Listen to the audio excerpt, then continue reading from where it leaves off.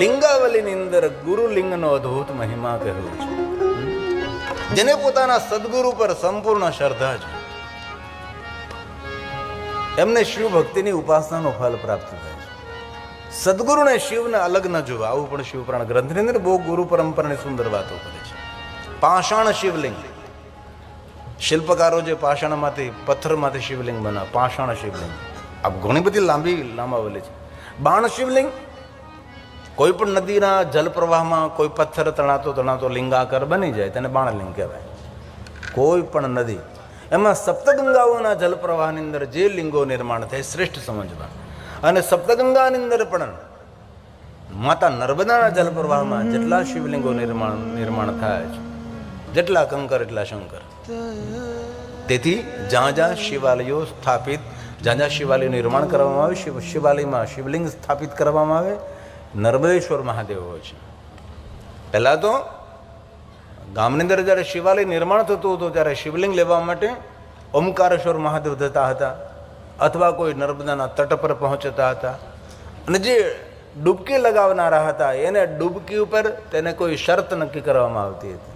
એક ડૂબકી લિંગ નીકળે, બીજા ડૂબકી શિવલિંગ નીકળે. હવે તો નર્મદાના કિનારા ઉપર મોટી મોટી ફેક્ટરીઓ થઈ ગઈ છે શિવલિંગો બનાવવા માટેની. માતા નર્મદાના અંદરથી પથ્થરો કાઢી અને એક વિશેષ પ્રકાર શિવલિંગ બનાવે, ફેક્ટરી છે. 1 ઇંચના શિવલિંગથી લઈને મોટા મોટા શિવલિંગો, 10 રૂપિયાના શિવલિંગથી લઈને કરોડો રૂપિયાના શિવલિંગો, ત્યાં આખું ગામ, બકાવા ગામ આખું શિવલિંગ બનાવે છે. બાણલિંગ તેને કહેવાય છે.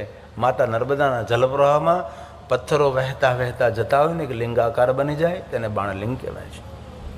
દરેક શિવલિંગોની પ્રતિષ્ઠા વિધિ કરવી પડે છે, પણ નર્મદાના જલમાંથી લાવેલા શિવલિંગો હોય તેની કોઈ પ્રતિષ્ઠા ન કરો તો પણ એ સર્વલિંગો પ્રતિષ્ઠિત થયેલા છે. નર્મદાના જેટલા કંકર એટલા બધા શંકર કહેવાય છે. તેથી ભગવાન નર્મદેશ્વર મહાદેવનો મહિમા અદ્ભુત કહ્યો છે, જેને બાણલિંગ તરીકે વર્ણવવામાં આવે છે. સ્ફટિક શિવલિંગ, હીરા જેવો શ્વેત પથ્થર આવે, સ્ફટિક આરપાર. વર્તમાનમાં સાચા સ્ફટિક શિવલિંગ મળતા નથી, ક્રિસ્ટલ મળે છે, કાચના મળે છે. તેથી દરેક ભક્તોએ સાવધાન રહેવું. જ્યાં ત્યાં જે તે જગ્યાએથી રુદ્રાક્ષ પણ ન ખરીદવા, કારણ કે રુદ્રાક્ષની ફેક્ટરીઓ થવા લાગી છે. કાષ્ટમાંથી રુદ્રાક્ષ બને છે, પ્લાસ્ટિકમાંથી રુદ્રાક્ષ બને છે. સાચા રુદ્રાક્ષ મેળવવા માટે સાચી જગ્યાએ પહોંચવું પડે છે, તો સાચો રુદ્રાક્ષ મળી શકે છે. તો સ્ફટિક શિવલિંગ જ્યાં ત્યાં જે તે જગ્યાએથી લેવું નહીં. ભગવાન વિષ્ણુ પત્ની લક્ષ્મીજી સ્ફટિક શિવલિંગની પૂજા કરે છે. ભગવાન વિષ્ણુજીએ પોતાના કરકમલો દ્વારા લક્ષ્મીજીને સ્ફટિક શિવલિંગ આપ્યું છે. ભગવાન વિષ્ણુજીએ કહ્યું છે કે મારા ઈષ્ટદેવ ભગવાન મહાદેવ છે, અનુ મહાદેવનો પરમ ભક્ત છે. અને આપણે સૌ જાણીએ છીએ વિષ્ણુ ભગવાન મહાદેવના પરમ ભક્ત છે. સહસ્ત્ર કમલ મેં હો રહે ધારી કે નહીં પરીક્ષા તવે પુરારી. એક કમલ પ્રભુ રાખે જોઈ, કમલ નયન પૂજન સહસ હોય. કઠિન ભક્તિ, કઠિન ભક્તિ, કઠિન ભક્તિ દેખી પ્રભુ શંકર ભયે પ્રસન્નતી ઈચ્છિત લિંગો ઉત્પત્તિ શ્રુતા શુભા શ્રુત્વા યસ્યાહ પ્રભાવેન દુઃખ નાશો ભવે દેહ. ભગવાન મહર્ષિ વેદવ્યાસ એમ કહે છે કે જે કોઈ મનુષ્ય ભગવાન મહાદેવની કથાનું શ્રવણ કરે છે, મનુષ્ય પોતાના દુઃખોમાંથી મુક્ત રહે છે. લિંગો ઉત્પત્તિ, શિવ મહાપડ ગ્રંથની અંદર લિંગાવલી છે. અનેક શિવલિંગનો મહિમા છે. પાષાણ શિવલિંગ, અરે સુગંધી શિવલિંગ. શિવની પૂજા એટલી સરળ છે, પણ તો પણ માણસના ભાગ્યમાં નથી. અરે પુષ્પલિંગ, યૌગધોમલિંગ, પારદલિંગ. શુદ્ધ પારાની અંદર અમુક વસ્તુ મિશ્રિત કરીને પારાને બાંધવામાં, એ યોગી પુરુષો માટે, સૌ માટે પારદલિંગની પૂજાનો મહિમા નથી. બાલુકા શિવલિંગ, રામજીએ રેતીમાંથી શિવલિંગ બનાવ્યું છે. આપણને જ્યોતિર્લિંગ પ્રાપ્ત થયું, જેને આપણે રામેશ્વર મહાદેવ કહીએ છીએ. ક્યારેય કોઈ નદી કિનારે, કોઈ સાગર કિનારે જાઓ, રેતી હોય, રેતીનો ઢગલો કરી મહાદેવની પૂજા કરી. બાલુકા શિવલિંગ, રસ શિવલિંગ, સુવર્ણ શિવલિંગ, રજત શિવલિંગ, તામ્રલિંગ, રત્નલિંગ, દીપ. અરે ભગવાનને દીવો કરો એ પણ એક ભગવાન મહાદેવનું લિંગ સ્વરૂપ છે. શિવનું આરાધન, શિવની પૂજા, શિવનું અર્ચન એટલું સરળ છે કે એટલું કોઈ દેવતાઓનું અર્ચન પૂજન સરળ નથી. દીપ એ શું છે? ભગવાન શિવનું સ્વરૂપ છે, જ્યોતિ સ્વરૂપ, અગ્નિલિંગ છે, એ જ્યોતિર્લિંગ છે, જ્વાલાલિંગ છે. તેથી દીપ પ્રાગટ્ય વખતે આપણે બોલીએ છીએ કલ્યાણ કરો મારું. કલ્યાણ મતલબ શિવ, શિવ એટલે કલ્યાણ.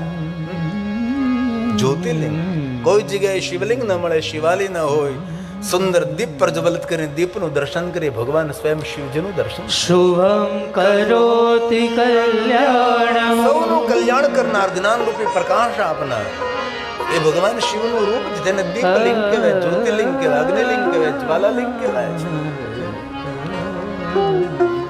શુભમ કરોતિ કલ્યાણમ આરોગ્યમ ધન સંપદા શત્રુ બુદ્ધિ વિનાશાય દીપ જ્યોતિ નમોસ્તુતે. દીપ જ્યોતિ નમોસ્તુતે. આત્મલિંગનો મહિમા ગયો. ચલિત શિવલિંગ, આપણા ઘરની અંદર જે શિવલિંગ રાખી તેને ચલિત શિવલિંગ કહેવાય. હાલતું ચાલતું હરતું ફરતું શિવલિંગ. અનેક એવા ભગવાન મહાદેવના ભક્તો એક નાનકડું સરખું શિવલિંગ સાથે રાખે છે. આપણા ઘરની અંદર જે ભગવાન મહાદેવનું લિંગ સ્વરૂપ રાખે તેને પણ ચલિત શિવલિંગ કહેવાય. તેની સામે બેસીને પૂજા થઈ શકે છે. પ્રતિષ્ઠિત થયેલા ભગવાન મહાદેવના લિંગ સ્વરૂપને સામેથી બેસીને પૂજા ન થાય. દક્ષિણ દિશામાં બેસીને ઉત્તર દિશા તરફ દ્રષ્ટિ રાખવી જોઈએ, અથવા દિશા ભેદ ન સમજાય તો જે બાજુ જલધારી વહેતી હોય તેના વિરુદ્ધ દિશામાં બેસીને આપણી દ્રષ્ટિ જલધારા તરફ રહે. એવી રીતે ભગવાન મહાદેવનું સ્થાપિત શિવલિંગની પૂજા કરવી જોઈએ. ભગવાન શિવજીને સામેથી દંડવત પ્રણામ ન કરે. ભગવાન શિવજીને દંડવત પ્રણામ કરવા માટે દક્ષિણ દિશા તરફ આપણા પગ રહેવા જોઈએ ને માથું આપણું ઉત્તર દિશા તરફ રહેવું જોઈએ. દંડવત પુરુષ કરી શકે, નારી શરીરને દંડવત કરવાનો કોઈ મહિમા નથી. કારણ કે સનાતની પરંપરામાં પુરુષને દંડવત કરવાનો મહિમા સમજાવ્યો છે. નારી શરીરે દંડવત ન કરવું, કારણ કે નારી એ દંડને પાત્ર નથી. શિવાલીમાં શિવજી નીચે બિરાજમાન છે, પાર્વતીને સુંદર ઊંચો આસન આપ્યો છે, તેથી નારી સન્માનિત છે. જે પરિવારમાં, જે પરિવારની અંદર નારીનું આદર અને નારીનું સન્માન થાય છે, ત્યાં દેવત્વ નિવાસ કરે છે, તીર્થો નિવાસ કરે છે, લક્ષ્મી નિવાસ કરે છે. લિંગાવલી છે, અગણિત લિંગોની કથા છે. ભગવાન વિષ્ણુજીએ સર્વ દેવતાઓને શિવલિંગો ભેટમાં આપ્યા છે. લક્ષ્મીજીને વિશેષ પ્રકારે સ્ફટિક શિવલિંગ આપ્યો. લક્ષ્મી મારો ઈષ્ટ ભગવાન મહાદેવ છે. હું ભગવાન શિવનો પરમ ભક્ત છું અને વિષ્ણુ ભગવાનની શિવ ભક્તિ જગ પ્રસિદ્ધ છે. હજાર હજાર કમલોથી મહાદેવની પૂજા કરે ભગવાન વિષ્ણુ છે. ભગવાન શંકરજીએ વિષ્ણુ ભગવાનની પરીક્ષા કરી, કસોટી કરી, એક કમળ લઈ લીધું. વિષ્ણુ ભગવાન ઊભા થઈ શકતા હતા, કોઈને કહી શકતા હતા કે લાવો ભાઈ બીજું કમળ લઈ આવજો. એક નહીં, બીજા 1000 કમળ આવી શકે, પણ વિષ્ણુ ભગવાન પૂજા કરતા કરતા બોલ્યા નથી. ભગવાન વિષ્ણુ પૂજા કરતા કરતા ઊભા નથી થયા. મહાદેવની પૂજા કરું છું, મારાથી ઊભા ન થવાય. મહાદેવની પૂજા કરું, મારાથી બોલાય નહીં. મારાથી દૂર દ્રષ્ટિ ન થાય. ભગવાન શિવની પૂજાથી મારી દ્રષ્ટિ હટાવાય નહીં. ભગવાન વિષ્ણુજી પોતાનું નેત્ર મહાદેવને અર્પણ કરે છે. જગ પ્રસિદ્ધ વિષ્ણુની ભક્તિ છે. મહાદેવનું એક એક નામ બોલે છે, એક એક કમલ ભગવાન મહાદેવને અર્પણ કરે છે. તેથી શિવ સહસ્ત્રનો મહિમા છે. અનેક એવા મહાદેવના ભક્તો રોજ વિષ્ણુ ભગવાનના મુખમાંથી પ્રગટ થયેલા મહાદેવના 1000 નામોનું પારણ કરે છે. મહત્વની વાત તો એ છે કે જેટલા વિષ્ણુ ભગવાનના નામ છે એટલા મહાદેવના મુખમાંથી પ્રગટ થયા છે. ભગવાન શિવજી જ્યારે જ્યારે વિષ્ણુ ભગવાનને મળે છે ત્યારે ત્યારે કોઈ નવા નામથી ભગવાન વિષ્ણુનું સંબોધન કરે. જ્યારે સુરોત્તમ, નરોત્તમ, પુરુષોત્તમ અનેક અનેક નામોથી ભગવાન શંકરજી વિષ્ણુને પુકારતા રહે છે. એ જ રીતે ભગવાન શ્રી હરિ ભગવાન વિષ્ણુજી નિરંતર મહાદેવની પૂજા કરનારા દેવ છે. પુષ્પદંત મહારાજે કહ્યું છે, 1000 કમળ,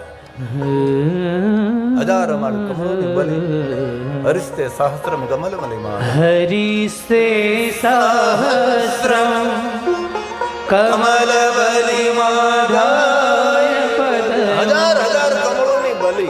બલિ શબ્દોનો અર્થ આપવું, સમર્પિત કરવું, ભેટ ધરવી, ભગવાનને ચડાવી દેવું. બલિ શબ્દનો અર્થ થાય કોઈ પશુની કતલ કરવી, એવું બલિ શબ્દોનો અર્થ ન લેવો જોઈએ. અનેક માણસો દેવી દેવતાઓના નામથી પશુઓની હત્યા કરે છે. હવે શિવ મહાપડ ગ્રંથના દેવતાઓના સ્વભાવનું વર્ણન છે.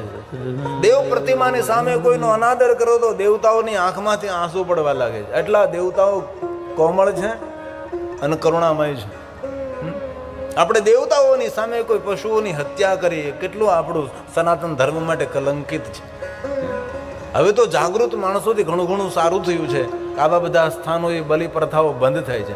હજી પણ કોઈ કોઈ જગ્યાએ લોકો દેવી દેવતાઓના નામે પશુઓની હત્યા કરે છે.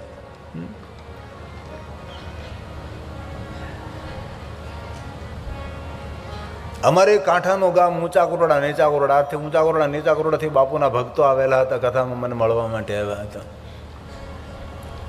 પૂજ્ય શ્રી મોરારી બાપુનું મોવાન તલગારડા ત્યાંથી દૂર જાવ એટલે નીપ આવે, દિયાળ આવે, સથરા આવે અને કળસાર આવે. નીચા કોરડા ઊંચા કોરડામાં ચામુંડા માતાનું મંદિર દરિયાના કિનારે, મારી નજર સામે. કારણ કે હું મોવાન કળસારની અંદર ભણ્યો હતો.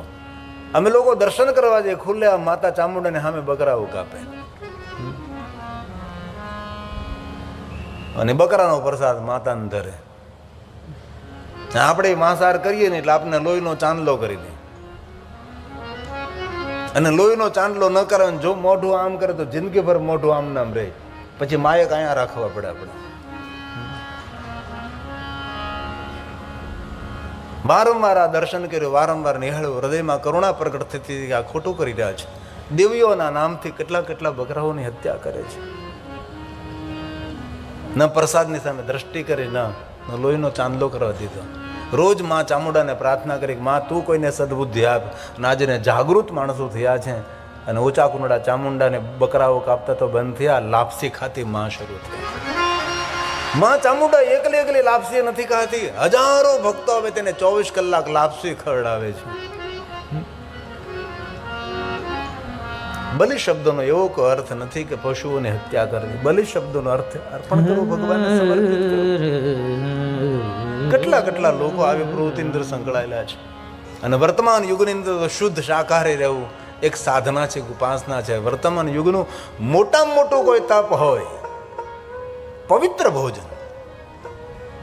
આપણું દિમાગ, આપણું મગજ એ પેટમાંથી ચાલે. પેટમાં કેવું પડ્યું છે તેના પરથી વિચારો પ્રગટ થાય. વિચારો એ વાણીમાં ઉતરે, વાણી વ્યવહારમાં ઉતરે છે.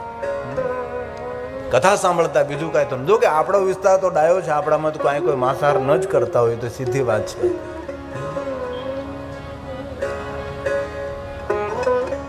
શુદ્ધ શાકાહારી રહેવું એ વર્તમાન યુગનો ઋષિ છે. અને સભામંડળમાં જે પવિત્ર ભોજન ને શુદ્ધ શાકાહારી છે તેને હું ગિરિબાપુ કોટી કોટી પ્રણામ કરું છું.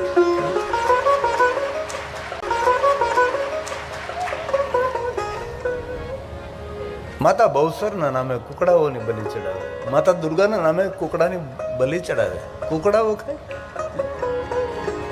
અમે નાના હતા, સ્વાધ્યાય કેન્દ્રોમાં જતા હતા, અમારે પૂજ્ય દાદા કહેતા હતા કે ભોજનની ઉપર કુકડો દ્રષ્ટિ કરે, કૂતરો દ્રષ્ટિ કરે, ભોજન ન કરાય. જો જે ભોજન ઉપર કુકડો દ્રષ્ટિ કરે, ભોજન ન કરાતો, જે માણસો કુકડો કકડાવી જતા હશે એની માનસિક હાલત કેટલી ખરાબ હશે. એની માનસિક હાલત કેટલી ખરાબ.